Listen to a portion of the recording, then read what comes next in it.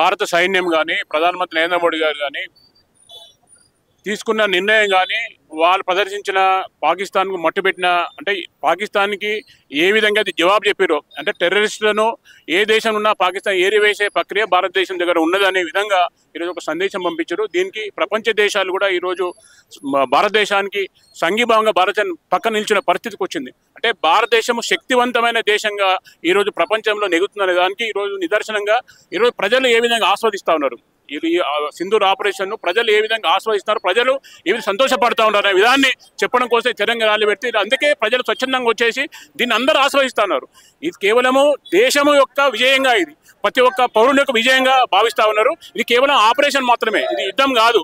కానీ యుద్ధమే వస్తే ఇక పాకిస్తాన్ కాదు, ఏ దేశాల ప్రపంచంలో ఏ విధంగా ఉంటుందో అర్థం చేసుకోవాలి. ఏంటంటే ఈ ప్రపంచ దేశాలు కూడా అగ్రరాజ్యాలు కూడా మేమున్నామని ముందుకొచ్చి మేము పంచాలి అంటే ఆ విధంగా మేము కూడా భారతదేశ సరసన ఉండాలన్న విధంగా ఈరోజు ముందుకు వస్తారంటే అదే భారతదేశం గర్విస్తూ ఉన్నది. ఇది భారతదేశం గొప్పదా, అది నరేంద్ర మోడీ నాయకత్వంలో దేశము ఏ విధంగా శక్తివంతమైన దేశం ఎదిగింది, ఈరోజు ప్రపంచంలో ఏ విధంగా ముందుకు పోతా ఉన్నది, ప్రపంచంలో అగ్రదేశంగా ఈ విధంగా ముందుకు పోతున్న దానికి ఇదే ఒక శాంపుల్ గా నిదర్శనంగా మేము భావిస్తా ఉన్నాం.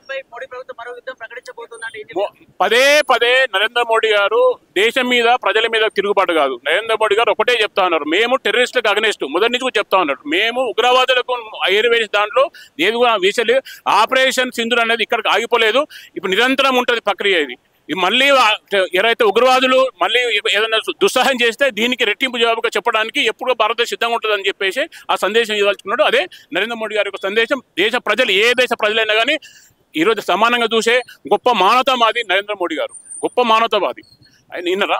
కాబట్టి ఈరోజు ఏ పౌరుని మీద కూడా ఈరోజు ఇంత కూడా చర్య తీసుకోలేదు. కేవలము ఉగ్ర సమస్యల మీద తీసుకుని తప్ప, ఉగ్రవాదులు ఏదైతే స్థావరాల మీద యాక్షన్ తీసుకుని తప్ప ఎక్కడ కూడా పౌరుల మీద ఎక్కడ కూడా దాడి జరగలేదు. పాకిస్తాన్ ఏం చేయలేక ఈరోజు భారత పౌరుల మీద కొందరిని మనం మట్టుబెట్టే పరిస్థితి చూస్తూ ఉన్నాం.